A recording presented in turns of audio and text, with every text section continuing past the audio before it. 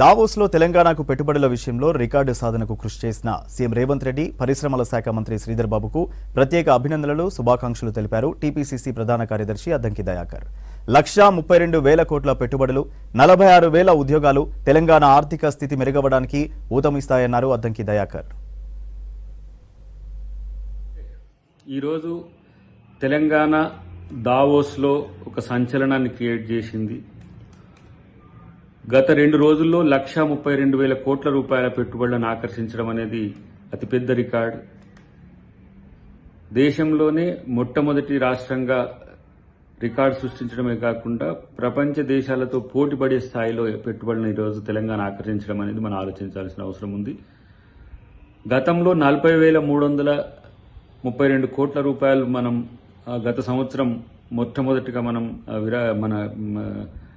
విదేశాల నుంచి పెట్టుబడులను ఆకర్షించగలిగితే ఈసారి అది 1,32,000 కోట్ల రూపాయలు పెరగడం అనేది అందరికీ సంతోషదాయకం.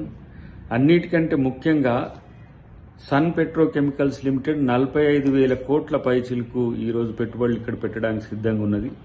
జేఎస్డబ్ల్యూ 800 కోట్లు, కంట్రోలెస్ కంపెనీ 10,000 కోట్లు, ఉర్సా కంపెనీ దాదాపు 5,000 కోట్ల రూపాయలు, టిల్మ్యాన్ కంపెనీ 15,000 కోట్ల రూపాయలు, ఏఐ డేటా సెంటర్కి సంబంధించి 5,000 కోట్ల రూపాయలు, బ్లాక్ స్టోన్ కంపెనీకి సంబంధించి 5,000 కోట్ల రూపాయలు, సోలార్ సెల్స్కు సంబంధించి 7,000 కోట్ల రూపాయలు ఈరోజు మేజర్గా మనకు కనబడుతున్నది. ఇదంతా తెలంగాణ ప్రభుత్వ విజయం. అది రేవంత్ రెడ్డి గారు ముందు చూపుతో అటు శ్రీధర్ బాబు గారి యొక్క కార్యాచరణతో ఇదంతా సాధ్యమైందని చెప్పక తప్పదు.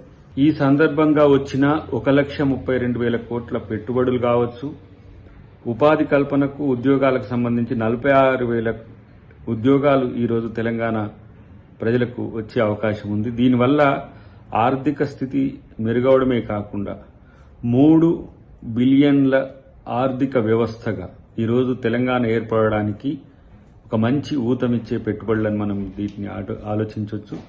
అంతేకాకుండా వీటితో పాటు వీటికి సంబంధించిన కంపెనీలకు సంబంధించిన పెట్టుబడులు కూడా త్వరలోనే మనకు రావడానికి అవకాశం ఉంది.